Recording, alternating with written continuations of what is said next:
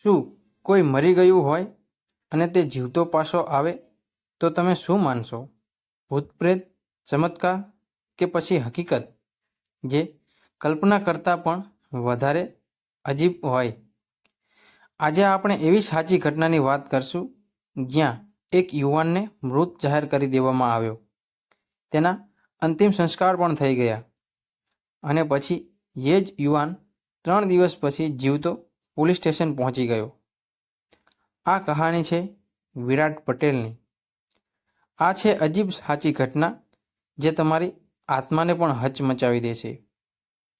વડોદરાના વડતાલ પાસેના એક નાનકડા ગામમાં 2019ની ઉનાળાની રાતે એક એવી ઘટના બની કે જે સ્થાનિક પત્રિકાઓથી લઈ રાષ્ટ્રીય ન્યૂઝ સુધી પહોંચી. અને આજે પણ એ ગામના લોકો રાત્રે એ રસ્તેથી પસાર થવામાં કંપે છે, કારણ કે એ રાત્રે જે યુવાનને મૃત ઘોષિત કરવામાં આવ્યો હતો એ 3 દિવસ પછી પોતે જીવતો થઈને પોલીસ સ્ટેશન પહોંચી ગયો હતો અને કહ્યું હતું, મને માર્યો નથી, મારા મૃત્યુ પાછળ કોઈ રમઝટ છે. વાત છે વિરાટ પટેલની.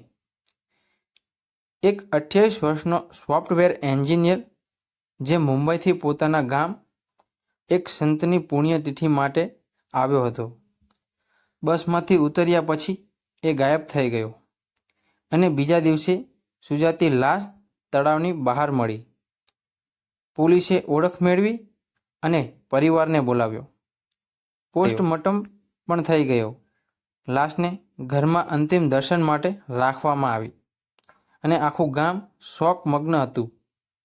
પણ દીકરાના શોકમાં કંપતી અને માવજત કરતી માતાએ કહ્યું, મારા દીકરાના હાથમાં તો ઓમનું ટેટુ હતું, પણ આ લાશમાં તો નથી.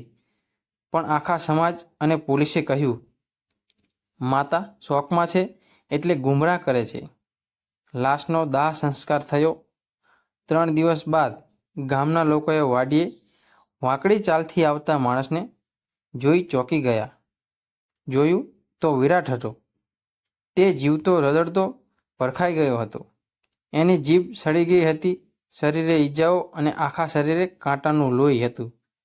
પોલીસ તરત જ એક્શનમાં આવી અને વિરાટને હોસ્પિટલ લઈ ગઈ, જ્યાં તેણે ચોંકાવનારી વાત કરી. તેને એક જૂના મિત્ર દ્વારા ગામની બહાર બોલાવવામાં આવ્યો, જ્યાં તેણે ઠપકાવી માથામાં માર મારી મારવાનો પ્રયાસ કર્યો અને બાદમાં સમજી ગયા કે મરી ગયો હશે અને લાશને તળાવમાં ફેંકી દીધી.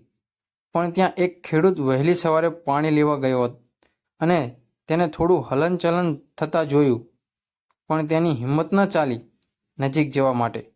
પણ તેને જોયું તો પથ્થરથી મારીને સડી ગયેલી લાશ આવી હતી. એ બીજા એક ભટકેલા યુવકની હતી જેને ક્યાંક બીજે માર્યો હતો. પોલીસે લાશ બદલાવી લીધી હતી. હવે વિચારો કે વિરાટ જીવતો હતો, પણ જગત માટે એ મરી ગયો હતો.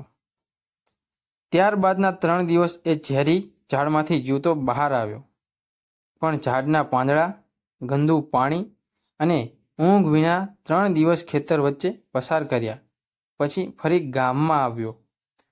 આખા ગામમાં ખળભળાટ અને પરિવાર તો એના પુનર્જન્મ વિશે અનુભૂતિ કરતી. પરંતુ ભીત પાછળની વાત એ હતી કે એનો જ મિત્ર એને કેમ મારી નાખવા માંગતો હતો. એ છુપાયેલા પ્રેમ પાછળનો ઝઘડો અને એક જૂની હથિયાર બંધાયેલી ઈચ્છા. આખરે એ મિત્ર પકડાયો. પણ થયું એવું કે એ 3 દિવસના મરેલા જીવતા માણસની કહાની આજે પણ એવો સવાલ ઉઠાવે છે કે શું આપણે જે જોયું છે એ સાચું છે? એવું કહે છે કે ત્યાર પછી તે ઘરની બહાર ક્યાંક લાશ હોય તો સૌથી પહેલાં માતા જ તપાસ કરે છે, ટેટુ છે કે નહીં. અને વિરાટ આજે એક NGO ચલાવે છે જે લાપતા લોકો માટે કામ કરે છે. એની કહાની એ નથી કે એ બચી ગયો. એની કહાની એ છે કે જે જ્યારે દુનિયા મરી ગઈ માનતી હતી, ત્યારે તેની માએ વિશ્વાસ રાખ્યો અને એ વિશ્વાસ તાકાત બન્યો. મિત્રો, આ ઘટના ભલે અજીબ છે, પણ 100% સાચી છે.